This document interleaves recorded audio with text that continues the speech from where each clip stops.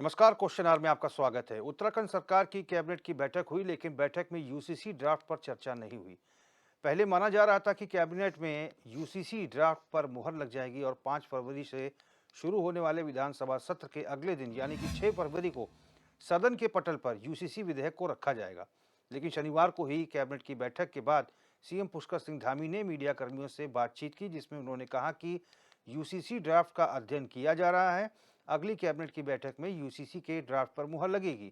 Media के सवालों पर मुख्यमंत्री पुष्कर सिंह धामी, मंत्री सतपाल महाराज ने साफ कर दिया कि इसी विधानसभा सत्र में यूसीसी विधेयक को पेश किया जाएगा। विधानसभा का सत्र आहूत है, इसलिए आज मुख्यतः परंपरा ये रही है कि विधानसभा के सत्र के समय में ब्रीफिंग नहीं होती है, नहीं तो मुख्य सचिव आपको ब्रीफिंग करती है। बहुत सारे हमने जो राज्य के जरूरी मुद्दे हैं उन सभी मुद्दों पर आज चर्चा हुई है और इस सत्र में हम यूसीसी लाएंगे। ये पहले से हम लोगों ने तय किया हुआ है, उसका परीक्षण कर रहे हैं, जो भी औपचारिकताएं हैं पूरी कर रहे हैं। इसके बाद हम लोग अन्य एक कैबिनेट और करेंगे और फिर हम ड्राफ्ट लाएंगे। जो हमारे उत्तराखंड में जो छोटा सा राज्य है और बहुत बड़ा काम करने जा रहा है, हम लीड करने जा रहे हैं और राज्य जो पास करेंगे वो उत्तराखंड का ही नाम लेंगे। तो यूसीसी पास होने जा रही है, इसके लिए पूरी हमारी तैयारियां हो चुकी हैं। आज चर्चा भी थी, एक कैबिनेट और होगी, उसके बाद ये पास हो जाएगा। विपक्ष केवल 2-3 बातें कह रहा है कि संविधान की जो आर्टिकल्स हैं क्या उनको बदलने का अधिकार राज्य सरकार को है। विपक्ष यही तो बोल रहा है कि समय से ड्राफ्ट को सब तक पहुंचा दें, पत्रकारों तक, विधायकों तक, विपक्षियों तक, ताकि उसकी स्टडी हो सके। हम बोलते महेंद्र भट्ट खुद अभी तो 24 घंटे हुए हैं, मेरे को पूरा भरोसा है महेंद्र भट्ट ने खुद अभी ड्राफ्ट नहीं पढ़ा होगा। 400 पेज का ड्राफ्ट पढ़ने में महेंद्र भट्ट जैसे आदमी को तो 1 हफ्ता लगेगा। और तो बिना पढ़े हुए इस तरह की बातें करना महेंद्र भट्ट को या किसी को भी शोभा नहीं देता। और हमारी कांग्रेस की चिंता ये भी है कि जो SC, ST, OBC को जो अधिकार प्रदत्त है, उन अधिकारों का कितना अतिक्रमण इसमें हो रहा है। और जब राज्य सरकार को बिना लोकसभा और राज्यसभा में पारित किए हुए आर्टिकल्स चेंज नहीं हो सकते तो राज्य की सरकार को उनका बदलने का जब अधिकार नहीं है, तो ऐसे यूसीसी का क्या लाभ होने वाला जिसकी कोई ऑथेंटिसिटी नहीं है। और केवल एक राज्य में क्यों, मोदी और अमित शाह और जनसंघ जब थी तब से ये कहते थे कि समान नागरिक संहिता हम लागू करवाएंगे, इनका एजेंडे में था। तो भाई 10 साल की सरकार में ये पूरे देश में लागू क्यों नहीं करा पाए। अमित शाह और नरेंद्र मोदी के फेलियर को ढकने के लिए उत्तराखंड राज्य को गिनी पिग के रूप में इस्तेमाल किया जा रहा है।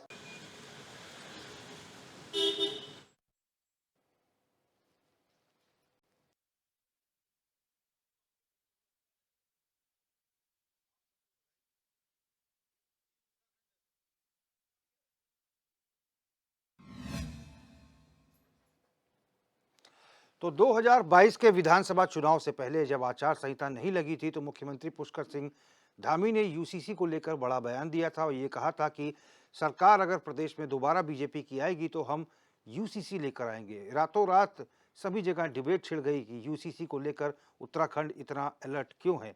और इसके साथ ही जनता ने हाथों हाथ मुख्यमंत्री के इस बयान को लिया और प्रचंड बहुमत की सरकार बनी। एक मिथ्य टूटा और दोबारा बीजेपी की सरकार बनी और पहली बार ऐसा उत्तराखंड में हुआ कि किसी राजनीतिक दल ने दोबारा सत्ता पर वो बैठा है। और इसके बाद पहली कैबिनेट होती है तो सबसे पहले यूसीसी के मसले को लेकर ही चर्चा होती है और समिति का गठन होता है। देसाई समिति ने 72 बैठकें की हैं और बहुत सारे लोगों से बातचीत की है। करीब 2 लाख से अधिक लोगों से फीडबैक लिया गया है और बीते रोज देसाई कमेटी ने मुख्यमंत्री पुष्कर सिंह धामी को यूसीसी का ड्राफ्ट सौंप दिया। कल तक ये चर्चा थी कि आज होने वाली मंत्रिमंडल की बैठक में यूसीसी को लेकर मुख्यमंत्री मंत्रिमंडल के सदस्यों से चर्चा करेंगे और इसे कैसे पारित करवाना है इसकी रूपरेखा तैयार की जाएगी। लेकिन आज की बैठक में बात नहीं बनी और यही है चर्चा का विषय, क्योंकि 700 से अधिक पन्ने हैं इस यूसीसी के ड्राफ्ट में। अब तक कितने लोगों ने इसे पढ़ लिया? क्या इस पे पढ़ाई जारी है या पढ़ाई में भी और समय लगेगा? क्या मुख्यमंत्री ने पढ़ा? क्या बीजेपी प्रदेश अध्यक्ष ने पढ़ा या किसी विपक्षी दल ने पढ़ा, किसी पत्रकार ने, बुद्धिजीवी वर्ग ने, प्रबुद्ध जन ने पढ़ा है? आखिर किसी ने पढ़ा है कि अभी तक नहीं पढ़ा?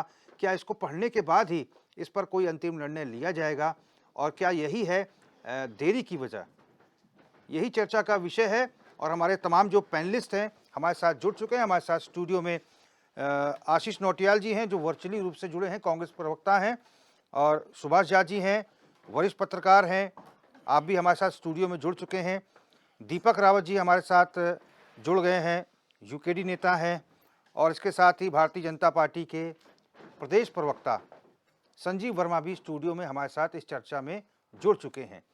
तो सबसे पहले मैं भारतीय जनता पार्टी के प्रदेश प्रवक्ता संजीव वर्मा के पास ही आऊँगा और सवाल मेरा यही होगा, दो टूक सवाल, कि क्या जल्दबाजी कर रही थी सरकार और इसी वजह से आज की मंत्रिमंडल की बैठक में सरकार ने इस पर कोई अंतिम निर्णय नहीं लिया, और अब पढ़ाई होगी, सभी लोग पढ़ेंगे इसको, पन्ने दर पन्ने पढ़े जाएंगे क्योंकि 700 पन्ने हैं वर्मा जी। यही वजह है कि अब पारित तो कराना ही है, प्रेशर भी है, लोकसभा चुनाव भी है और वायदा किया था उस वायदे को निभाना भी है। वर्मा जी। रोहित जी देखिए, एक मिनट। वर्मा जी, सवाल से पहले आपका गला सूख रहा है, अच्छी बात। गला खराब है 4-5 दिन से जी। रोहित जी देखिए, 2022 का चुनाव हुआ। 2022 के चुनाव में माननीय मुख्यमंत्री श्री पुष्कर सिंह धामी जी ने जनता से जो एक वायदा किया और जो एक पूरे जनता का मैंडेट हमको इस मुद्दे के ऊपर मिला, और माननीय मुख्यमंत्री जी ने जो वायदा किया था कि पहली कैबिनेट की बैठक में ड्राफ्ट लेकर आएंगे, ऐसा ही हुआ, अक्षरशः उसका पालन किया गया। अभी कल ही जो हमारी ड्राफ्टिंग कमेटी है उसने अपना जो यूसीसी के ऊपर ड्राफ्ट तैयार हुआ है माननीय मुख्यमंत्री जी को सौंपा है, और आगामी माननीय मुख्यमंत्री जी ने उसी समय जिस समय ड्राफ्ट हैंडओवर किया गया उसी समय उन्होंने कहा इसका जो हमारी एक एडवाइजरी बॉडी है और उनके और जो तमाम अधिकारी हैं उनसे हम इसका ऊपर एक बार पूरा अध्ययन करा रहे हैं, और जैसे ही हमारा इसका अध्ययन कंप्लीट हो जाता है उसके बाद फिर हम इसको विधानसभा के पटल पर लेकर जाएंगे और एक विशेष सत्र बुलाकर हम इसको पारित करवाने का काम करके यूसीसी को उत्तराखंड में सबसे पहले लागू करने का काम करेंगे। और उन्होंने साथ ही ये भी कहा कि जिस तरह से उत्तराखंड यूसीसी लागू करने वाला पहला प्रदेश होगा, और हम चाहते हैं कि पूरे देश भर में यूसीसी लागू हो, और हमारी नीयत भी साफ है। दृढ़ सोच के धनी माननीय पुष्कर सिंह धामी जी, जिन्होंने जनता से जो वायदा किया, जो कहा सो किया, और आने वाले समय में बहुत ही शीघ्र जैसे ही ये इसके ऊपर एक तरह से इसका अध्ययन हो जाता है और तो उसके बाद तुरंत में ही हम इसको विधानसभा के पटल पर लाएंगे और ये यूसीसी एक कानून की शक्ल इख्तियार करेगा। चलिए, आशीष नौटियाल जी कांग्रेस प्रवक्ता हैं। नौटियाल जी, आपका क्या रिएक्शन है? आज कुछ बात नहीं बन पाई, अब लेकिन पारित भी कराना है इसे। नौटियाल जी। आज दिन तक तो ये लोग बहुत उछल रहे थे कि अब ये कल को जो है विधानसभा 5 तारीख को सत्र शुरू होगा और ये पास हो जाएगा। इनकी समझ तो इतनी है नहीं, बोल देते हैं और सोच लेते हैं। अभी मेरे बड़े भाई संजीव वर्मा जी बता रहे थे कि 2022 में मुख्यमंत्री जी ने वादा किया था कि मैं सबसे पहले इसको लेके आऊंगा, और जनता ने उनको हरा दिया। फिर जबरदस्ती मार पकड़ के उनको फिर दोबारा इलेक्शन लड़ाया गया, सारे धन बल सत्ता का दुरुपयोग किया गया, फिर बढ़ाया गया, मुख्यमंत्री बनाया गया, और अब उनका काम सबसे पहला यही था कि यूसीसी लाना है, जिसकी डिमांड कोई नहीं कर रहा, कोई नहीं बोल रहा यूसीसी चाहिए, सिर्फ मुख्यमंत्री जी बोल रहे हैं और भारतीय जनता पार्टी की जो नेता है वो बोल रहे हैं, जनता बोल रही है। इसको कोई नहीं बोल रहा। अरे कौन जनता बोल रही है? आप कितने धरने प्रदर्शन इसको लेके हुए, कितने बड़े आंदोलन इसको लेके हुए, इस पर चर्चा करें। आप बताएं मुझे कब इसको लेके सचिवालय का घेराव हुआ, कब मुख्यमंत्री आवास का घेराव हुआ, क्या हुआ? इस बात को बताएं तो सही, जनता के सम्मुख बात को रखें। आप लोग झूठ बोलने का काम करते हैं, कोई नहीं मांग रहा यूसीसी। घेराव करके ही डिमांड होती है क्या मेरे भाई? यूसीसी अभी हम पढ़ रहे थे, यूसीसी सिर्फ शादी के इर्द गिर्द घूम रहा है। यूसीसी में शादी 18 साल में, 21 साल में, ये तो सबको पहले से ही पता है, और ऐसा ही होता है। एक आधे केस अगर कोई गलत कभी आ जाते हैं तो उसके ऊपर कार्रवाई पहले से ही होती है। तो आप यूसीसी लाके क्या यही काम करने वाले हैं? यूसीसी सिर्फ और सिर्फ जनता को गुमराह करने का और मूल मुद्दों से भटकाने का एक जरिया है, इसके अलावा कुछ नहीं। अब आप बताएं किस दिमाग से इन्होंने बोला 700 पेज का यूसीसी का ड्राफ्ट बन के आपके सामने आया है। आप कहते हैं 5 तारीख को विधानसभा सत्र बुला के पास कर देंगे। आप समझ सकते हैं 700 पेज खाली अगर पढ़ने भी हो तो उसमें कितना समय लगेगा? 1 घंटे में ज्यादा से ज्यादा आदमी 8 से 10 पन्ने पढ़ लेगा, तो यानी 15 दिन तो सिर्फ पढ़ने के लिए चाहिए, उसके बाद विचार विमर्श के लिए चाहिए। तो आ गया आपका यूसीसी 2024 से पहले। सिर्फ झूठ या बिना पढ़े आप पास कराना चाह रहे हैं इस यूसीसी को। तो ये सिर्फ एक जुमला है, भारतीय जनता पार्टी का गुमराह करने का तरीका है। आप देखें आज यूसीसी के कानून के बारे में मैं भी पढ़ रहा था कि जनजातियों को इससे बाहर रखा जाएगा, फिर कल को कहेंगे अब इसको भी बाहर रख देंगे, तो फिर से एक समानता कानून कहां हुआ? ये तो एक देश एक कानून होता है। अब आपने पहले तो राज्य पे डाल दिया, अब राज्य में भी आपने कहा नहीं हम जनजातियों को बाहर कर रहे हैं, फिर कल को आवाज कहीं और से आएगी, आप कहोगे इसको भी बाहर कर रहे हैं। तो आप कानून बनाओ, उसे तोड़ो और अपनी राजनीतिक रोटियां सेको, इसके अलावा इन लोगों का कोई काम नहीं है। जनता को गुमराह करते हैं ये लोग। आज बात हो रही है रोजगार की, बात हो रही है भू कानून की, और ये कह रहे हैं हमारा पहला सपना ही ये देखा था हमने। इस सपने को अपने पास रखें, राज्य के विकास में काम करें। जब जनता ने मौका दिया है तो राज्य के विकास में बेरोजगारों को देखिए, स्वास्थ्य व्यवस्था देखें, बहुत मुद्दे हैं उत्तराखंड के अंदर, मुद्दे खत्म नहीं हुए, अभी बहुत मुद्दे हैं। ये शुरू कमिटी, आगे मैं बहुत कुछ बताऊंगा आपको आपके बारे में। दीपक रावत जी, एक सवाल ये भी है, बीते रोज भी इस पर चर्चा हो रही थी यूसीसी के मसले को लेकर, कि हमारी बहुत सारी ऐसी धार्मिक प्रथाएं हैं, उत्तराखंड में भी बहुत सारी ऐसी विवाह की प्रथाएं हैं, बहुत सारी अन्य प्रथाएं हैं महिलाओं से संबंधित। अब चूंकि यूसीसी में समान कानून है जाति, धर्म, समुदाय, पंथ सभी के लिए, तो यदि ये कानून जो है उन जो पौराणिक जो आदिकाल से जो प्रथाएं चली आ रही हैं उनको भी अगर एक तरह से बैन करने का प्रयास करेगा तो कितना लोग इसे स्वीकार करेंगे? रोहित जी, सर्वप्रथम तो ये है कि स्वीकार करना ना करना ये तो जनता बाद में तब देखेगी ना, जब जनता के सामने या जनता के समक्ष ये बिल रखा जाएगा या समझ में आएगा कि इसमें क्या प्रावधान किए गए हैं। अभी तक तो जो सरकार है सरकारी असमझ में पड़ी हुई है। आज आप कहिए कि कैबिनेट की बैठक होनी थी, चर्चा होनी थी, तो आप देखिए कि वो वही जो बिल है, जो इनके पास जो ड्राफ्ट आया है, वो ड्राफ्ट को जब ये पढ़ेंगे, बीजेपी के कैबिनेट के मिनिस्टर उसको समझेंगे, फिर ये 5 या 6 तारीख को ये जो इनकी घोषणा है पूर्व में की हुई कि पटल में रखेंगे, तो जब जनता के सामने कब समक्ष आएगा? जनता को क्या पता कि कौन सी जनजातियों को ये बाहर रख रहे हैं, कौन सी प्रथाओं को ये रोक रहे हैं, कौन सी प्रथाओं के बारे में ये आ रहा है, कौन सी प्रथाएं जो है उत्तराखंड तो जनजातियों का प्रदेश रहा है सुदूर में, उनके अधिकारों में कितना इसका प्रभाव पड़ रहा है, एक आम जनमानस है उस पर कितना प्रभाव पड़ रहा है, ये सारी चीजें कब जब जनता के समक्ष ये आएगा।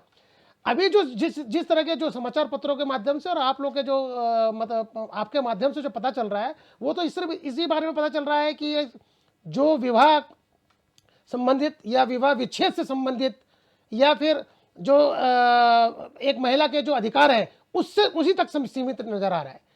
और सर्वप्रथम तो ये कहना भारतीय जनता पार्टी का कि ये यूनिफॉर्म सिविल कोड है, ये यूनिफॉर्म सिविल कोड ना बोला जाए, इस उत्तराखंड सिविल कोड बोला जाए। ये पूरे भारत में तो हो नहीं रहा है, ये तो उत्तराखंड सिविल कोड है। अगर बहुत ज्यादा यूनिफॉर्म अगर बोल भी जाए तो उत्तराखंड यूनिफॉर्म सिविल कोड हुआ। सर्वप्रथम ये उत्तराखंड की परिधि में रहने वाले जो जनमानस है या जो लोग हैं उन्हीं पे ही प्रभावशील होगा और उन्हीं को ही प्रभावित करेगा। दूसरा, ये कहना भारतीय जनता पार्टी का ये पहला राज्य है, तो ये भी इनका कहना गलत है। गोवा में ये पहले से ही है। हाँ, भारतीय जनता पार्टी ये जरूर कह सकते कि हमारे शासनकाल में उत्तर पूर्वी राज्यों में सबसे प्रथम है। ये अगर कहा जाए, देखिए ना, एक के बाद एक झूठ पे झूठ, ये कहना कि प्रथम है, प्रथम नहीं है। गोवा में तो बहुत पहले से चला आ रहा है। अब भारतीय जनता पार्टी के शासनकाल में 2014 से शासन करते हुए आ रहे हैं, तो हाँ, उत्तर पूर्वी राज्यों में ये प्रथम है, जिसमें उत्तराखंड। रोहित जी, सवाल ये है कि जिस प्रदेश में आंदोलन हो रहा है भू कानून को लेकर, मूल निवास को लेकर, और भारतीय जनता पार्टी 2019 के घोषणा पत्र में इसको रखती है कि 2022 ये 2024 तक हम लोग इसको यूसीसी को ले आएंगे। उससे पहले ये 5 इलेक्शन लड़ चुके हैं, 2002, 2007, 2012, 2017, 2022। सिर्फ 2022 के उस इलेक्शन में ये बात करते हैं, उससे पहले इनके घोषणा पत्र में कहीं भी यूसीसी का कोई जिक्र नहीं। और ताज्जुब की बात देखिए कि जिस प्रदेश में यहाँ की आम जनता मूल निवास की बात कर रही है, यहाँ के भू कानून की एक सशक्त भू कानून की बात कर रही है, उसकी कोई चर्चा नहीं, उसके ऊपर कोई चिंतन नहीं, कोई मंथन नहीं। ये वो सरकार है जिसे बहुत ही ज्यादा बहुमत से, भारी बहुमत से जिता के भेजा हुआ है, लेकिन उनके अधिकारों की बात करने वाला यहाँ के जो जनमानस है, जो यहाँ रहने वाला है, उसकी बात करने वाला एक भी कानून की बात भारतीय जनता पार्टी के घोषणा पत्र में नहीं आती है। लेकिन यूसीसी की चिंता सबसे पहले भारतीय जनता पार्टी को है। रोहित जी, सिर्फ जो मेरी समझ में आता है, उत्तराखंड क्रांति दल के समझ में आ रहा है, भारतीय जनता पार्टी उत्तराखंड को एक राजनीतिक प्रयोग के तौर पे इस्तेमाल करना चाहती है। एक छोटे से राज्य में यूसीसी का क्या प्रभाव पड़ेगा, क्या दुष्प्रभाव पड़ेगा, किस प्रकार की जनता की प्रतिक्रिया आएंगी, इन्हीं विषयों के ऊपर एक प्रयोगशाला के रूप में इसका इस्तेमाल किया जा रहा है और कुछ नहीं। अगर ये इतने ही चिंतित थे तो 1 साल पहले इसमें पूरी कार्रवाई करते। किसने मना किया? पूरा पटल में लाते। लेकिन नहीं, सिर्फ एक जो हम लोग अंग्रेजी में बोलते हैं वाटर टेस्टिंग, ये भारतीय जनता पार्टी एक वाटर टेस्टिंग कर रही है कि इस मुद्दे में पक्ष विपक्ष, जनता, जनमानस या जो लोग जो इनसे प्रभावित होने वाले हैं, चाहे वो जातियां हो या कोई भी विभिन्न वर्ग, समाज के विभिन्न वर्ग, वो किस तरह की प्रतिक्रिया करते हैं, सिर्फ उसको जानने का एक प्रयास भर है और कुछ नहीं। और रही बात समझने की, 6 तारीख को बिना समझे हुए, बिना उसमें विचार किए हुए, बिना विशेषज्ञों द्वारा उस पर चर्चा किए हुए किसी भी प्रकार से अगर ये बिल लाया जाता है तो ये एक तरीके से उत्तराखंड पे धोपा हुआ बिल होगा और कुछ नहीं। या मेरा सिर्फ इतना ही कहना है। सुभाष झा जी, मेरा सवाल यही है, थोड़ा मैं रावत जी के सवाल को भी थोड़ा कैरी फॉरवर्ड करता हूँ।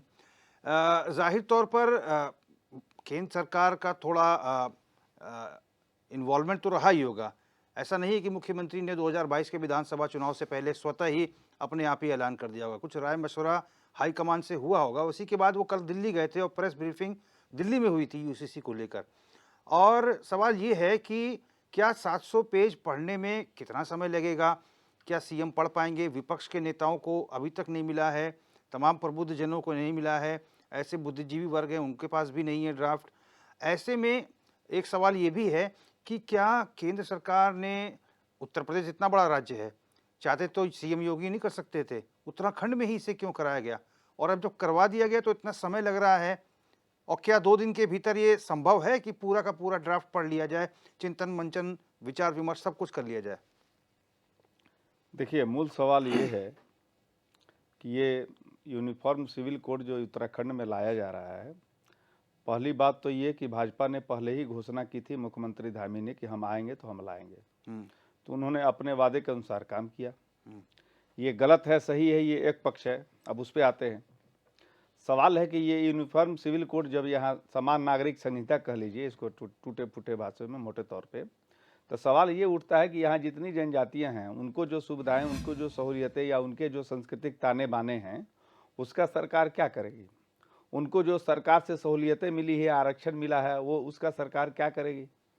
ये मूल प्रश्न है। दूसरी बात, जो जिस मूल कानून की हमारे भाई कह रहे थे, मूल निवास और भू कानून की बात, सवाल ये है कि इसका मतलब हुआ, समान नागरिक संहिता का मतलब यही हुआ ना कि उत्तराखंड में जो जितने वोटर हैं, चाहे वो वोटर 1950 के हों, चाहे वो वोटर 2023 के हों, वो सब समान हुए। तो क्या ये मूल निवास, फिर मूल निवास की बातें का, मूल निवास का औचित्य कहाँ ठहरता है इस कानून के बाद? एक बात। दूसरा बात, फिर भू कानून का बात कहाँ ठहरता है इस कानून के बाद? तीसरी बात, जब आप सबको बाहर ही रखेंगे कि ये बाहर रहेंगे, वो बाहर रहेंगे, वो बाहर रहेंगे, तो फिर ये यूनिफॉर्म सिविल कोड लाने का मतलब क्या है? फिर मुझे नहीं लगता फिर इसका कोई औचित्य रह जाता है। एक बात। अब रह गई बात जल्दीबाजी। देखिए कि 700 पेज में ये ड्राफ्टिंग है। 700 पेज का ड्राफ्टिंग आज तो पारित ही नहीं हो पाया, कैबिनेट में आज रखा नहीं गया। उसके बाद फिर विधानसभा 5 तारीख से शुरू होगा, आज 3 तारीख है ही, कल 4 है, परसों से शुरू हो जाएगा। 700 पेज, मुझे लगता है कि 700 पेज पढ़ने में हम लोग जैसा सामान्य आदमी तो नहीं पढ़ सकता 2 दिन में। मुझे लगता है कि शायद ऐसा कोई भाजपा के पास तरीका होगा या मुख्यमंत्री जी के पास कुछ विशेष योग्यता होगी, वो 700 पेज पढ़ लेंगे, या कैबिनेट के लोगों के पास ऐसी दक्षता होगी कि वो लोग पढ़ लेंगे। लेकिन ये कुल मिला करके ये जो ताना बाना है, हमारा जो विभिन्नता में एकता, अनेकता में एकता का जो ताना बाना है, उत्तराखंड का ही नहीं पूरे देश का, उस ताने बाने का भी क्या होगा, ये मूल सवाल यह है। और ये मूल सवाल नहीं ये, बल्कि यहाँ के रचा बसा, यहाँ की संस्कृति में, यहाँ के लोगों के बीच, यहाँ के समाज में ये सवाल है। और इस सवाल को लेकर के सरकार को भ्रम की स्थिति जो पैदा हो रही है उसे दूर करना चाहिए कि हम यूनिफॉर्म सिविल कोड ला रहे हैं तो उसका मतलब ये है, और उसका प्रभाव कितना पड़ेगा ये मूल विषय है। लेकिन ये जब बाहर आएगा तब, अभी तो हमारे संजीव भाई बोल रहे थे और मैं थोड़ी सी चुटकी भी ले लूं दोनों प्रवक्ताओं का, ये पहले ही नोटियाल साहब ने उनको बड़ा भाई कह दिया है। तो भाई जब बड़ा भाई कहते हैं तो फिर तो उनकी आलोचना मत कीजिए, और उनको आप बड़ा भाई भी कह रहे हैं और झूठा भी कह रहे हैं। तो अगर वो झूठे हैं, बड़े झूठे हैं, तो छोटे झूठे आप हैं फिर। तो अब ये अलग मसला है, वो बताएंगे कि क्या क्या घालमेल है कांग्रेस और भाजपा का, ये मैं नहीं जानता हूं। मैं तो पत्रकार हूं, इसलिए सवाल उठाया हम दोनों बड़े भाई और छोटे भाई पर। तो सवाल ये उठता है, मूल सवाल यहाँ है कि सरकार इसको लेकर जो भ्रम की स्थिति है वो दूर करे, चूंकि इसके बीच काफी विरोधाभास है यूसीसी, भू कानून और मूल निवास को लेकर के। इसमें तारतम्य भी सरकार कैसे बिठाएगी, ये मूल सवाल यहाँ है। संजीव वर्मा जी, अभी एक चीज और छूट गया, मैं जोड़ दूं। अभी एक उदाहरण मैं देता हूं। यहाँ जौनसार में जो है पांचाली प्रथा है, ठीक है ना। तो वो पांचाली प्रथा क्या फिर किसके लिए लागू होगा और किसके लिए लागू नहीं होगा, सरकार उसका क्या करेगी? ऐसी कई यहाँ भोटिया जनजाति हैं, उनके लिए अलग से व्यवस्था है, उनका आप क्या करेंगे? बहुत सारी ऐसी चीजें हैं, बोलेंगे हमारे संजीव भाई। संजीव जी, अभी 2-3 दिन पहले ही आपकी मीडिया कार्यशाला का भी आयोजन हुआ था, जिसमें आप लोग किस तरह से सरकार और पार्टी का स्टैंड मीडिया के सामने रखेंगे, ये बातें जो है आपके राष्ट्रीय मीडिया प्रभारी ने बताई थी।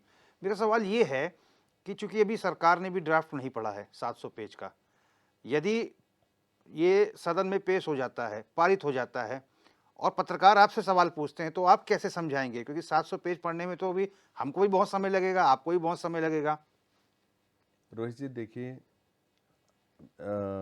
जैसा ही कल ड्राफ्ट माननीय मुख्यमंत्री जी को मिला, तो माननीय मुख्यमंत्री जी ने पत्रकार बंधुओं को संबोधित करते हुए अपने वक्तव्य में यही कहा, हमको ड्राफ्ट मिल गया है, हम इसका अध्ययन करेंगे, अध्ययन करने के बाद हम इसको पटल पर रखेंगे।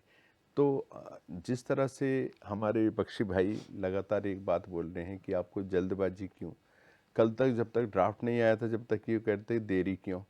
आप एक स्टैंड रखिए, कभी कहते हैं जल्दी क्यों, कभी कहते हैं देरी क्यों। हर चीज़ में चिट भी मेरी पट भी मेरी, ये तो नहीं चलेगा। और आपने कहा कि जब तक अध्ययन नहीं होता तो अध्ययन होने से पहले पटल पे रखना, तो मैं सोचता हूँ अध्ययन के बाद ही पटल में रखा जाएगा। और जिस तरह से इसमें 2,33,000 लोगों का विचारों का इसके अंदर समन्वय है, और न केवल उत्तराखंड बल्कि दिल्ली जैसे जो राष्ट्र की राजधानी है, वहाँ के तमाम जितने बुद्धिजीवी लोग और जो एक तरह से इंटेलेक्चुअल्स, उनमें वकील भी हैं, डॉक्टर्स भी हैं, और जो इन सारी चीज़ों के ऊपर एक महारत रखते हैं, ऐसे लोगों का भी विचारों का समन्वय इसके अंदर है। और उत्तराखंड के लगभग 10% के आसपास लोगों से इसके अंदर विचार आमंत्रित किए गए हैं।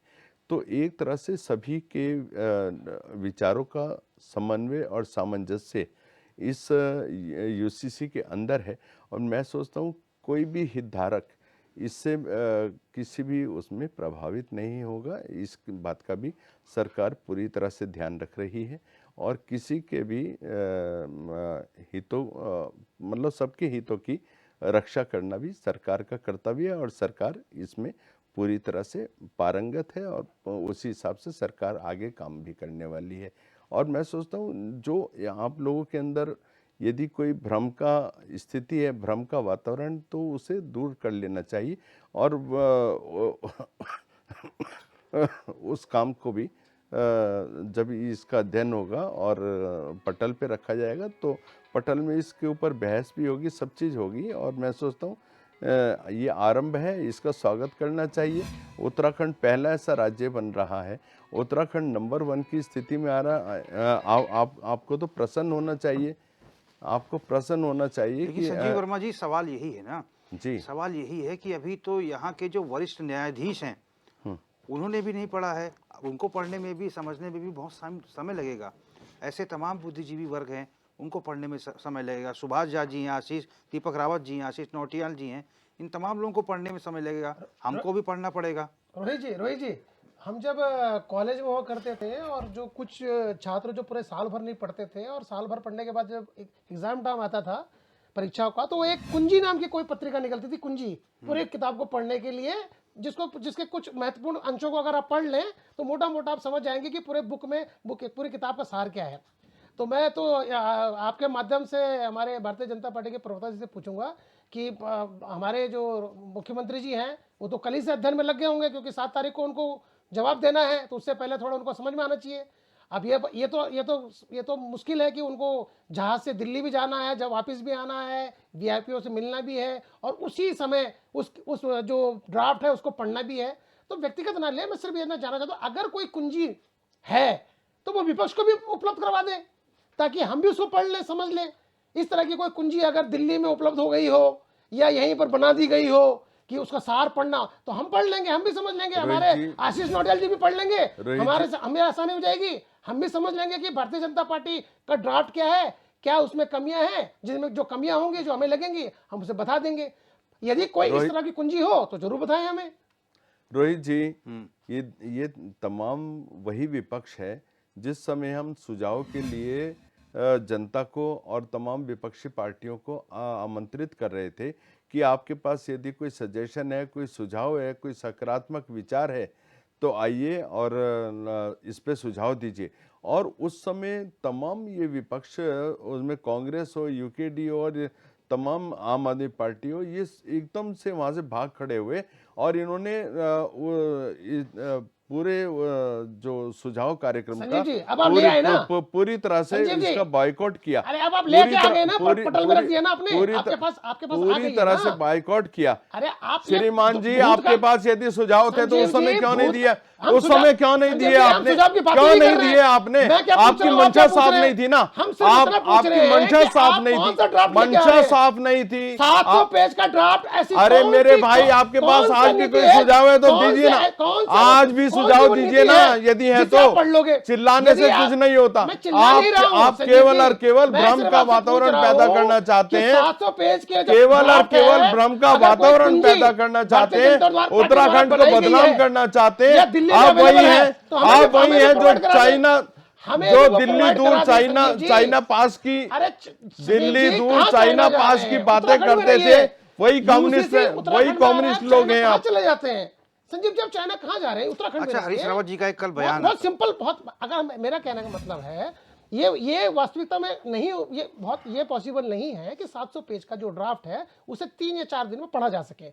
मेरा सिर्फ इतना कहना है कि अगर इन सारे विपक्ष के प्रश्नों से बचा जा सकता है तो यदि ड्राफ्ट वाली टीम ने अगर कोई कुंजी भी उपलब्ध करवा रखी हो जो बाजारों में छात्रों के लिए लास्ट में जो तैयारी करते हैं उनके लिए उपलब्ध है, तो वो उपलब्ध करवा दे। आशीष नौटियाल जी के लिए भी आसानी होगी और मेरे लिए भी आसानी होगी, हम उसको पढ़ लेंगे, समझ में आ जाएगा कि आपका ड्राफ्ट क्या है।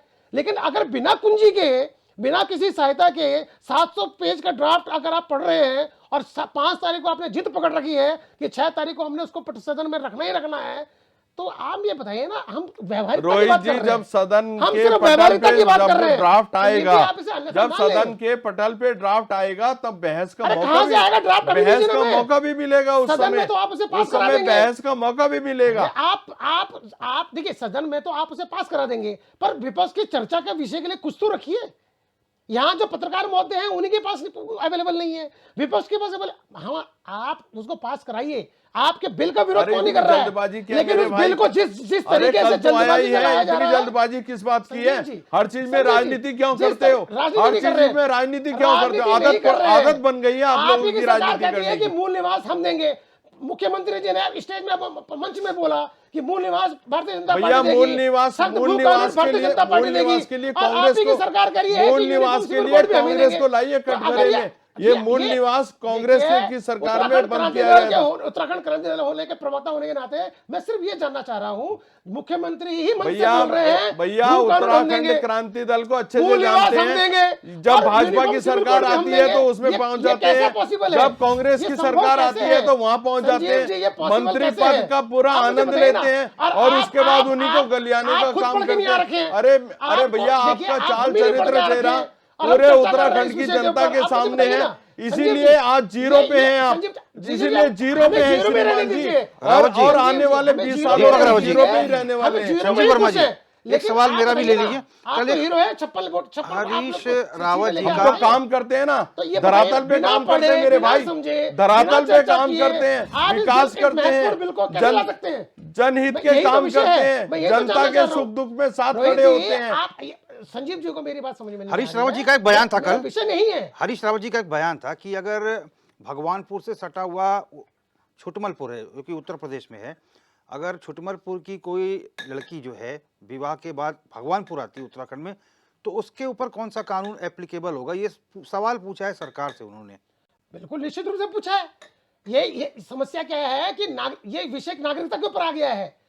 जिस यूनिफॉर्म सिविल कोड जो है वो जो सीधे तरीके से प्रभाव डाल रहा है वो उत्तराखंड के नागरिक के ऊपर डाल रहा है। अब आप सवाल इनसे पूछिए कि कौन उत्तराखंड का नागरिक है और कौन उत्तराखंड का नागरिक नहीं है। क्या इस परिभाषा को इन्होंने प्रभावित किया है? 22 साल के वर्ष में भारतीय जनता पार्टी और कांग्रेस दोनों ने शासन किया, राज किया है। क्या इन्होंने प्रभावित किया है कि इस प्रदेश का रहने वाला कौन व्यक्ति है, कौन नागरिक है और कौन नागरिक नहीं है? यूनिफॉर्म सिविल कोड किसमें प्रभावित करेगा? जो यहाँ का नागरिक होगा। तो कौन नागरिक है और कौन नागरिक नहीं है, क्या इसको प्रभावित किया? जब कांग्रेस की सरकार में आपके, परिभाषा ही जब कांग्रेस की सरकारों में आपके विधायक मंत्री बने थे, उस समय उन्होंने इन सारी बातों का उल्लेख क्यों नहीं किया? उस समय जो सिल गई, राव जी में आ रहा हूँ, क्यों ऐसा ना लगे कि बाकी मेहमानों के पास में नहीं गया। नौटियाल जी, क्यों मुझे दही जम गई? नौटियाल जी, उत्तराखंड के लिए कानून है, तो क्या ये मान लिया जाए कि जो यहाँ के मूल निवासी हैं सिर्फ उन्हीं पर ये कानून लागू होगा, नॉन मूल निवासी पर नहीं होगा? बिल्कुल नहीं। नौटियाल जी, होगा ही नहीं। अभी मेरे संजीव भाई बता रहे थे कि कांग्रेस वगैरह और खुश क्यों नहीं हुए। देखो, निश्चित अगर हम भी अंधभक्त होते तो हम एकदम खुश हो जाते, जिस प्रकार से कल को हमारे मुख्यमंत्री जी खुश हुए। जैसे ही मुख्यमंत्री जी के हाथ में 700 पन्ने का ड्राफ्ट आया, अंधभक्तों ने बधाइयां देनी सोशल मीडिया में शुरू कर दिया, आ गया सब कुछ आ गया। और मुख्यमंत्री जी ने दौड़ लगाई दिल्ली की, और दिल्ली में जाके जब बैठे अमित शाह जी के आगे, जब अपने बड़े बड़े पदाधिकारियों के आगे बैठे, तो उन्होंने जाके 700 पन्नों का कागज उनके आगे रख दिया कि ये लो ले आया मैं। और उन्होंने जब फटकार लगाई इसको पढ़े कैसे, तो कितने देर के लिए आया और हम इस पे बोले क्या? उन्होंने डांट लगाकर उनको वापस भगाया उत्तराखंड। जब उत्तराखंड में आए तो आज उसकी चर्चा करना छूट गई उनसे। अब चर्चा कैसे करें? 700 पन्ने हैं। अच्छा, माननीय प्रधानमंत्री जी पढ़ने के एक्सपर्ट आदमी है वैसे। अगर आपने पहले इंटरव्यू देखा हो माननीय नरेंद्र मोदी जी का, तो वो कह रहे थे मैं ऐसे ऐसे पढ़ता हूं। उनकी पढ़ने का शैली अलग है। कोई तो यूं पूरा पढ़ता है और वो यूं पढ़ते हैं, तो उनकी शैली अलग है। वो तो क्या पता 700 पन्ने 7 मिनट में पढ़ ले, और हर आदमी तो नहीं पढ़ सकता क्योंकि इसे पढ़ना बड़ा मुश्किल है। इतना बड़ा लंबा चौड़ा चिट्ठा है, तो इसको पढ़ना बड़ा मुश्किल है। अब इनके दिमाग में कहीं ना कहीं आया डांट खाने के बाद कि भाई इसको मैं ले तो गया, पर क्या ले गया मुझे भी नहीं पता, और जिसके आगे ले गया उसने भी मुझे डांट दिया। तो अब यहाँ आके आप फिलहाल शांत से नजर आ रहे हैं कि परसों सत्र में जो कह रहे थे कि पहला दिन होगा और सबसे पहले हम यही लाने के लिए पैदा हो रखे हैं, तो ले आओ। ये अब ला नहीं सकते क्योंकि इनका झूठ था। और दूसरी बात ये सच है, आप बताएं ये किस पे लागू हो रहा है? उत्तराखंड में कोई व्यक्ति अगर रहता है, वो यूपी बिहार बॉम्बे से है, और वो अगर कुछ करता है यहाँ पे ऐसा जो यूसीसी कानून में आता है, तो क्या वो उस पर भी एप्लीकेबल होगा? या उत्तराखंड का आदमी बॉम्बे में जाके कोई काम कराए तो उस पर लागू होगा? और जहां तक ये बात कर रहे हैं, आप लोग क्यों नहीं आए जब उन्होंने कानून बनाया? तो क्या करने आते? आप इस कानून में बना क्या रहे थे? आप इसमें कह रहे हैं शादी की उम्र इतनी कर देंगे, नहीं इतनी कर देंगे। हम भी आके बताते नहीं 23 कर दो, 22 कर दो। अरे तुम कौन हो तो बताने वाला किसी को? आज की डेट पे जनता और युवा सब समझदार है। कितने साल में किसकी शादी होनी है उसे पता है। आज तो शादी नहीं करना चाह रहे हैं, 30-35, 40 साल में। अच्छा संजीव वर्मा जी, कानून ला रहे हो घटिया। संजीव वर्मा जी, मैं एक चीज समझना चाह रहा था जरूरत नहीं है। नौटियाल जी, मैं थोड़ा समझना चाह रहा हूँ क्योंकि मैं सवाल भी तभी पूछूंगा जब मैं खुद समझ। उन्हें खुद ही नहीं पता बेचारों को, आप क्या पूछोगे उनसे? सुभाष वर्मा जी, सुभाष झा जी, माफ कीजिएगा, आपसे भी ये सवाल है, थोड़ा ज्ञानवर्धन कीजिएगा। यदि मान लीजिए उत्तर प्रदेश से या बिहार से कोई युवा यहाँ आता है, वो नॉन मूल निवासी है, 2 साल पहले आया यहाँ नौकरी की, और मान लीजिए उत्तराखंड की कोई युवती है, वो मूल निवासी है, और दोनों का यदि मान लीजिए विवाह हो जाता है, तो ये कानून क्या लड़के पे मतलब अप्लाई होगा, लड़की पे अप्लाई होगा, कैसे, मतलब इसको कैटेगराइज कैसे किया जाएगा? आप लोग थोड़ा आप सीनियर जर्नलिस्ट हैं। मूल सवाल पे पहले आइए। ये जो दोनों लोगों ने सवाल किया, नौटियाल जी ने भी सवाल किया और दीपक रावत जी ने भी सवाल किया। जब समान नागरिक संहिता की बात आप कर रहे हैं, यूनिक सिविल कोड की बात आप कर रहे हैं, तब तो वो हर आदमी नागरिक है जो यहाँ का वोटर है। नागरिकता की सीधा परिभाषा होती है कि आपको वोट देने का राइट है या नहीं है। 370 का कानून जो वहाँ था कश्मीर में, वहाँ जो पाक ऑक्युपाइड कश्मीर से लोग आए थे 1947 में, और जो वेस्ट पाकिस्तान से आए थे 1947 में, उन्हें JNK में उन लोगों को नागरिकता नहीं मिली थी आज तक। उनकी 3 पीढ़ियां गुजर गई, तो वो सिर्फ अपनी वोटिंग राइट के लिए आज तक लड़ रहे थे। अब 370 हटने के बाद अभी व्यवहारिक तौर पर हटा नहीं है, लेकिन मिला नहीं है उनको नागरिकता, लेकिन मिल जाएगा देर सवेर। अब वो उस प्रोसेस पे सरकार आ गई है और मिल जाना चाहिए, ठीक है। अब सवाल ये उठता है कि जब वो नागरिक हो ही गया, तो जब नागरिक हो गया फिर तो सारी बातें लागू होंगी जो उत्तराखंड के नागरिक पर होता है। तो वैसे ही अगर शादी ब्याह का जो आप मामला बता रहे हैं, जब वो वोटर आईडी कार्ड, जब उसका यहाँ का वोटर आईडी कार्ड बन जाएगा, तो वो सारी बातें उस पर लागू होंगी, क्योंकि वो नागरिक है। जब वोटिंग राइट है उसकी, नागरिकता का सबसे बड़ा प्रमाण जो होता है वो वहाँ का वोटर राइट होता है, जो भारत सरकार का जो कानून है, जो संविधान है, जो संविधान सम्मत बात है। तो मुझे लगता है, और संविधान से बाहर तो उत्तराखंड नहीं जा सकती, भारत सरकार के देश से बाहर तो उत्तराखंड है नहीं। इसलिए वो सारी बातें, मूल सवाल जो है, संशय जो इस पर है, उस पर जो लोग उधेर बुन में लगे हैं, मूल सवाल यही है लोगों का। जो आप जो समान नागरिक संहिता लागू कर रहे हैं, उस समान नागरिक संहिता में आप नागरिक मान किसको रहे हैं? एक आदमी जो कहता है कि 1950 से जो है यहाँ मूल निवास को लागू करिए, और सरकार कहती है कि हम इस पर विचार कर रहे हैं गंभीरता से। तो जो 1950 में आया, 50 से में यहाँ थे, जिनका खाता खतौनी था, आप उन्हें नागरिक मान रहे हैं? या जो 2000 में स्टेट बनने के बाद से यहाँ हैं उनको नागरिक मान रहे हैं? या जो 5 साल 3 साल से यहाँ हैं, जिन्होंने आई कार्ड लिया और जो यहाँ वोट देते हैं, उनको नागरिक मान रहे हैं?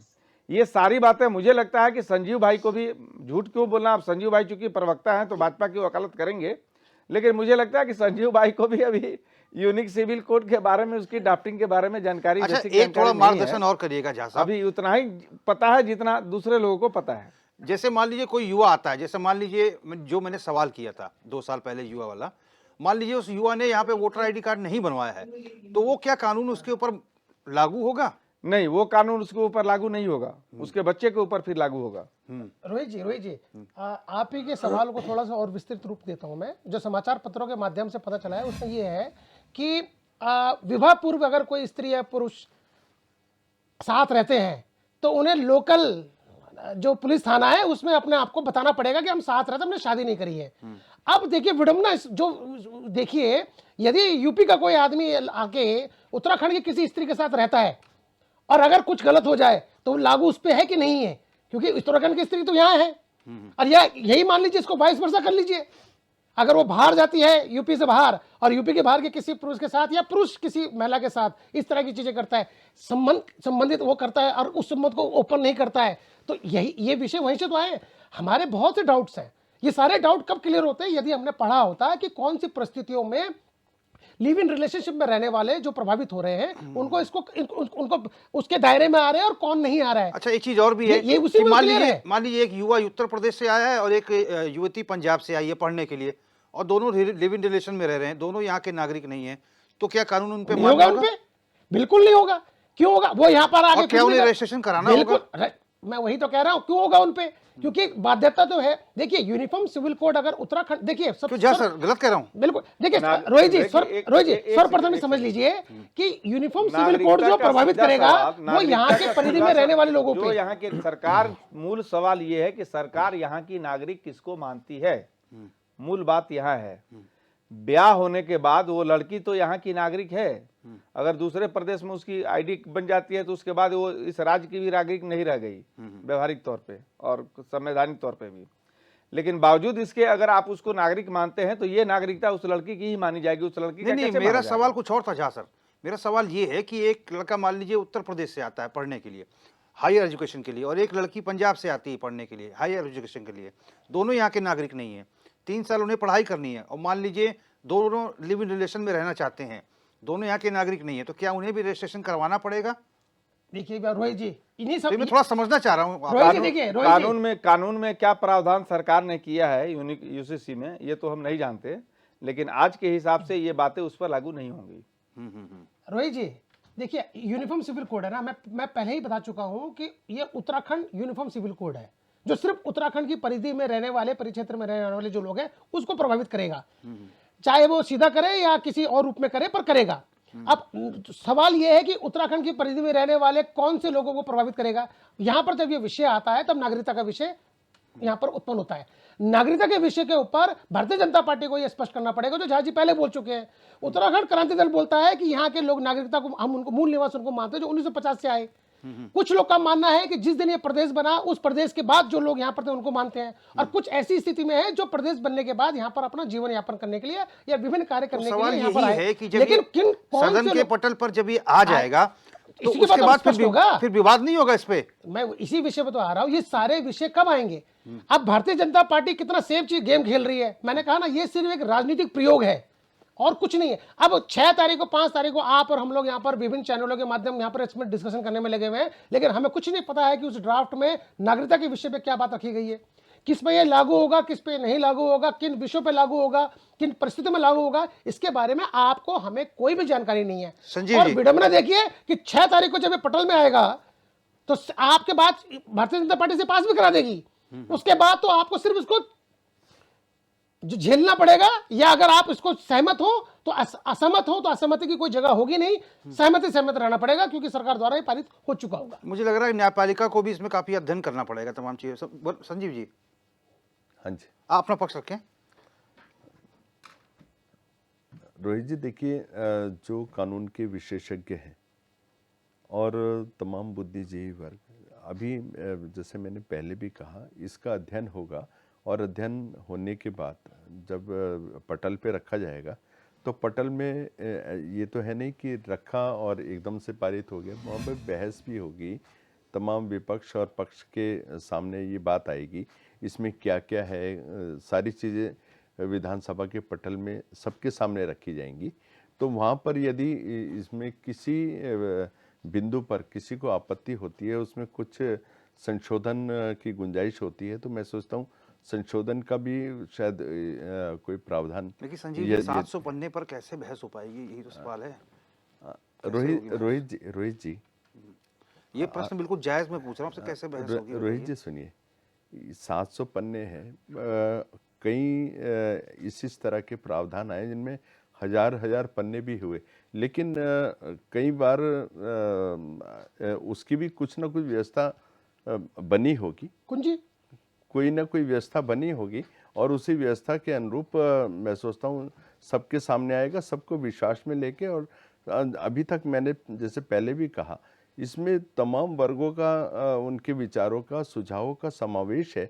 तो इसमें ये जो ड्राफ्ट बना है एक सर्वग्राही और सबकी सहमति का ड्राफ्ट है ये, और मैं सोचता हूँ इस ड्राफ्ट में किसी भी पक्ष को किसी भी प्रकार का कोई भी संशय नहीं होने वाला है। थोड़ा धैर्य रखिए, थोड़ा विश्वास कीजिए, सरकार आपकी है, उत्तराखंड आपका है, उत्तराखंड आपका प्रदेश है, पहला प्रदेश है जो यूसीसी लाने जा रहा है, और अपना प्रदेश का नाम यदि कहीं रोशन होता है, अपना प्रदेश यदि आगे बढ़ता है, तो विपक्ष के आप सदस्य हैं, थोड़ी देर के लिए इस बात को भूल जाना चाहिए। कभी कभी सरकार के साथ भी खड़े होने की आदत डालिए, ऐसा अपने मन में थोड़ा सा परिवर्तन लाइए। उत्तराखंड, रोहित जी देखिए, आज की तारीख में उत्तराखंड देश का नंबर 1 राज्य कई दिशाओं में बन गया है, नकल विरोधी कानून उस पे तो बाद में करेंगे। नहीं नहीं नहीं, जरूरी है सर। संजीव जी, सर ये जरूरी है, संजीव ये तो जी, विषय से जरूरी भटक गए। आपको- ये संजीव जी, मैं विपक्ष विषय से आपका- नहीं, मैं विषय से नहीं भटकाऊं। संजीव जी, नकल विपक्ष- विरोधी संजीव कानून जी, लाने विपक्ष वाला आपका विरोध नहीं कर उत्तराखंड रहा है। पहला ऐसा राज्य विपक्ष बना सिर्फ है। ये जानना चाह रहा है मैं- कि आप जिस हड़बड़ी में इस अभी बिल को अभी लेके आ रहे दो दिन हैं, पहले, उसकी क्या जरूरत है? दो दिन पहले माननीय राष्ट्रपति महोदया ने भी नकल विरोधी कानून को देश भर में लागू करने की एक बात कही।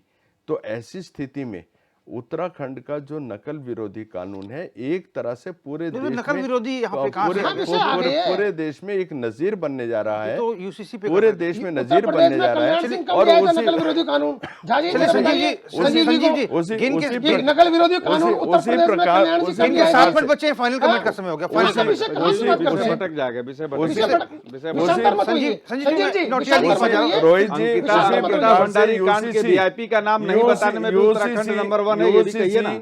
जैसे उत्तराखंड में सबसे पहले हमारी सरकार लेकर आई है और इसके बाद उत्तराखंड से भी एक नजीर बनेगी कि उत्तराखंड पहला ऐसा राज्य बना है जहां यूसीसी का ड्राफ्ट आया। यूसीसी सबसे पहले लागू हुई, उसके बाद देश के अन्य राज्यों ने गोवा इसको को अडॉप्ट कहाँ किया छोड़ रहे हैं? और पूरे देश गोवा- भर आ रहा में, हूं सर, मैं फाइनल पूरे- कमेंट ले पूरे लूं तो देश- फाइनल कमेंट नहीं हो पाएगा किसी का। नोटियाल जी, रोहित जी एक मिनट, रोहित जी एक मिनट। आप कांग्रेस से और ये जो मेरे विपक्षी मित्र अपने यूकेडी के बैठे दीपक राव जी। हैं, इनसे भी जरा इस बात का ही पूछिए। गोवा में आज से कम 30 साल पहले यूसीसी आया था। उस समय भी लोगों के मनों के अंदर कई सारे संशय रहे होंगे, तो ये पहली बार कैसे हो गया? लेकिन उन सारे नहीं, तो फिर ये पहली लेकिन बार उन आ रहा है, सारे कैसे हो गया? लेकिन उन नोटियाल सारे जी, संशय संजीव जी, का फिर आप मुझे निवारण बताइए, हुआ नोटियाल ना। जी, प्रथम बार कैसे हो नोटियाल गया? जी, फाइनल कमेंट सर। उन फाइनल सारे कमेंट संशय बाद को के दूर 7 मिनट किया बचे गया हैं। ना। मैं मैं यही ये तो विषय बोल रहा कहूंगा, देखिए 20 साल संजीव के भाई बाद कोई पहली वही बार। टाइम हो गया आपका। ये पहली बार कैसे हो देखिए गया फिर? 20 साल के बाद पहली भाजपा बार। सरकार इस देश में, इस दुनिया में नजीर बनेगी कि एक तानाशाही सरकार ऐसी हुई थी जो बेमुद्दों अरे की बात तानाशाही करती थी, 1975 में थी, मुद्दों क्यों भूल से जाते हो पीछे मेरे भाई? रहती थी, जब मुद्दों की पूरे बात देश नहीं को जेल करती खाना थी, बना दिया था इधर आपने, उधर की बातें आपके करती लालू थी, प्रसाद जनता यादव को के गुमराह बच्चे, करती थी, लालू जनता प्रसाद पानी की मांगती जो थी, बेटी तो है, जनता को उन्होंने कुछ उसका और नाम ही चावल मीसा रख देती दिया थी, था, चावल क्योंकि वो भी मांगती थी, मीसा पानी में बनते देती उस थी। समय। उल्टी क्यों भूल सरकार थी, जाते हो? क्यों देशद्रोही भूल जाते हो? सरकार थी, तानाशाही, देशद्रोही सरकार अरे थी, तानाशाही, धर्मद्रोही सरकार तानाशाही थी। वो होती है धर्मद्रोही लोग हैं जो आप, आपने धर्मद्रोही जो आपने 80 से आप ज्यादा चुनी हुई धर्मद्रोही सरकारों झूठे लोग हैं को आप। गिराने का झूठे और काम किया, बेईमान उसको लोग हैं आप। तानाशाही आप बोलते हैं, बेईमान लोग उसको हैं, तानाशाही जनता के बोलते साथ हैं। बेईमानी करते हैं, भगवान के साथ अरे बेईमानी करते बेईमान हैं। और घोटालेबाज आपने आप क्या- हो, आप जिन्होंने बेईमान- 70 साल बेईमान हैं आप। घोटाले और आप बेईमान भ्रष्टाचार हैं, में जनता लगा को दिए, गुमराह करते हैं। 70 आप साल जैसे बेईमान भ्रष्टाचार और लोगों ने घोटाले में देश लगा लूटा। दिए। आप इतना बेईमान समय लोग हैं। विकास किया आपने होता गौ हत्या तो आज कराई है। आज गौ देश हत्या का का भविष्य कुछ आरोपी और है आप होता। लोग। गौ हत्या कराते हैं आप। जितने आप 60 देश साल के में आप अंदर लोगों ने फाइनल कोई कमेंट काम है। किया होगा। संजीव जी, लाठियां मार रहे हैं ये आप। फाइनल कमेंट गौ सुन पर लेते हैं। लाठियां मारने का काम करते हैं आप। गौ हत्या कराते हैं आप। महिलाओं की इज्जत खुद फिर करने की लास्ट में आती है, आपके आप पास ही बातें आऊंगा। करते हैं यूसीसी लेके आएंगे। आप क्या यूसीसी लाएंगे? बेईमान आदमी, सबके सब बेईमान है आपकी पार्टी में। दीपक राव जी, आपका फाइनल कमेंट सर। देखिए रोहित जी, इन सारे सवालों से जो सत्ता पक्ष है वो बच सकता था यदि वो समय पे इस ड्राफ्ट को ले आता और चर्चा के लिए विपक्ष के सामने रख देता या बुद्धिजीवी जो वर्ग है उसके सामने रख लेता, तो शायद ये चीज़ें, इन सारे सवालों से सत्ता पक्ष बच सकता था। लेकिन विडंबना ये रही कि जिस हड़बड़ी में ये ड्राफ्ट बनाया गया, फिर लाया गया ड्राफ्ट, चलो ड्राफ्ट बनाने के लिए तो बहुत समय मिला, पर जिस समय जो बहुत त्वरिता दिखाई जा रही है कि भाई कल ही जमा हुआ है 3 और आज 5-6 तारीख को आप उसको सदन में रखना तो चाह रहे हैं। आपका कहने का मतलब है ये प्लानिंग थी कि भाई बिल्कुल, समय ही ना मिले। सिर्फ विपक्ष इसमें किसी तरीके का विरोध उत्पन्न न कर पाए या जो बुद्धिजीवी वर्ग है इसमें चर्चा अरे न कर जब पाए। सुझाव मांगे इसके थे अलावा उस और समय कोई नहीं दही है। क्यों जम गई अगर आपके आपका मुंह ड्राफ्ट में? आ गया था और उस मैं समय पहले क्यों कहता दही हूं, जम गई थी? मैं पहले उस समय कहता क्यों हूं, सुझाव नहीं दिए? 700 बॉयकॉट पेज- किया आपने 700 आपने पेज का बॉयकॉट फंडिंग का- आपने फंडिंग का बॉयकॉट जो क्यों हुनर है, किया? आपने आपने बॉयकॉट क्यों किया? आपकी मैं संख्या में आपकी आप 700 पेज अरे का आपकी ड्राफ्ट मंशा फंडिंग का खराब हुनर थी मेरे सिर्फ भाई। भारतीय जनता आप लोग पार्टी के नेताओं राजनीति को आता चाहते है। हैं, हर एक चीज में आम जन राजनीति तो नहीं पढ़ करते हैं। सकता एक हफ्ते के अंदर 700 पेज को। 700 पेज का मतलब है कि उसने खाना नहीं खाना, सिर्फ पढ़ता रहेगा। 700 पेज का पढ़ने का ड्राफ्ट का जो हुनर है वो भारतीय जनता पार्टी के नेताओं को आता है, आम जनमानस को तो नहीं आता। अब मैं प्रथम में कह चुका हूं, यदि कोई कुंजी बनाई गई है ड्राफ्ट कमेटी द्वारा तो विपक्ष को भी उपलब्ध करा दें, विपक्ष उसको पढ़ के समझ लेगा कि ड्राफ्ट का मतलब ड्राफ्ट में है क्या। और अगर कुंजी नहीं है तो फिर ये भगवान राम ही के भरोसे है। मैं पहले बोल चुका हूं, भगवान राम के भरोसे सरकार अरे चल रही है। राम, आपका तो राम पे के विश्वास भरोसे नहीं ही है। वो पूरी का आप तो पूरा राम फ्रॉड द्रोही हो बनाया मेरे भाई, और कोई राम द्रोही हो आप तो। आप तो अरे हम राम को भी विरोधी कहाँ से काल्पनिक हो गए? बोलते, आप तो राम को भी काल्पनिक बोलते हो। हम क्यों आप बोलेंगे तो राम को काल्पनिक? भी काल्पनिक बोलते हो। हम क्यों बोलेंगे? हम तो रघुनाथ मंदिर की पूजा करने वाले हैं देवप्रयाग में, जो स्वयं राम द्वारा बनाया गया है। हम क्यों बोलेंगे इसके लिए? उत्तराखंड क्रांति दल क्यों बोलेगा? यूकेडी क्यों बोलेगी? लेकिन हमारा कहने का मतलब यह था कि 700 पेज को पढ़ना एक हफ्ते के अंदर ये असंभव है। सुभाष झा जी, ये चीज को तो मान लीजिए, ये वो भी नहीं मानेंगे आप। Subhash Jha ji, final comment sir. देखिए, सबसे बड़ी बात यह है कि धामी जी ने अपना वादा किया था, धामी जी अपने वादा के अनुसार काम कर रहे हैं।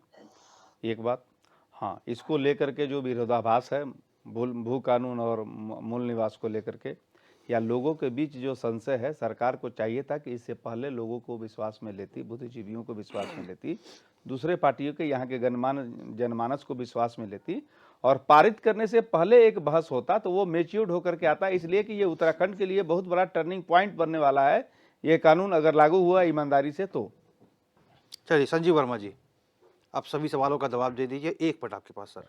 रोहित जी, देखिए, उत्तराखंड पहला ऐसा राज्य बन रहा है जो यूसीसी का ड्राफ्ट लेकर आ रहा है, और हम इसको पारित भी करवाएंगे। पर बोले अभी पहला राज्य हो गया। अब इसको हम पारित भी कराएंगे, और एक बहुत बेहतरीन यूसीसी जिसमें सभी वर्गों का, सभी चाहे धर्मगुरु हों, चाहे सभी वर्गों में हमारे बुद्धिजीवी हों, अन्य लोग हों, 2,33,000 लोगों के सुझावों और विचारों का इसके अंदर समावेश है, और हर व्यक्ति के हितों का इसके अंदर पूरी तरह से ध्यान रखा गया है। और मैं सोचता हूँ एक ऐसा यूसीसी पर ऐसा ड्राफ्ट तो जो पूरे देश भर के लिए एक नज़ीर बनेगा, और हम सबको इसका स्वागत करना चाहिए। चलिए, डिबेट का समय समाप्त हो चुका है। संजीव वर्मा जी, बहुत बहुत धन्यवाद आपका चर्चा में शामिल होने के लिए। आशीष नोटियाल जी, बहुत बहुत धन्यवाद। सुभाष झा जी, बहुत बहुत धन्यवाद। और दीपक रावत जी, बहुत बहुत धन्यवाद। तो 2022 के विधानसभा चुनाव से पहले सीएम धामी ने जो वायदा किया था उसको पूरा किया। सरकार आने के बाद कमेटी का गठन किया, कमेटी ने ड्राफ्ट भी सीएम को सौंप दिया। सीएम दिल्ली पहुंचे, हाईकमान से भी मुलाकात की, और आज सदन के और कैबिनेट की बैठक में इसे पारित कराना था, लेकिन बात नहीं बन पाई।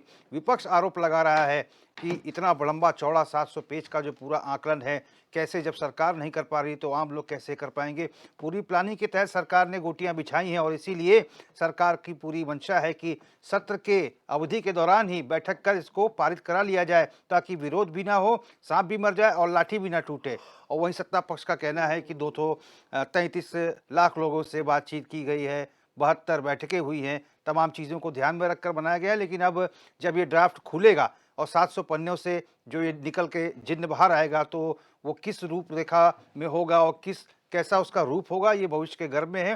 फिलहाल तमाम मेहमानों का हम धन्यवाद करेंगे। क्वेश्चन आवर में मेरे साथ बस इतना ही। देश और प्रदेश की तमाम बड़ी खबरों के लिए आप देखते रहिए HNN 24/7, जुनून सच दिखाने का।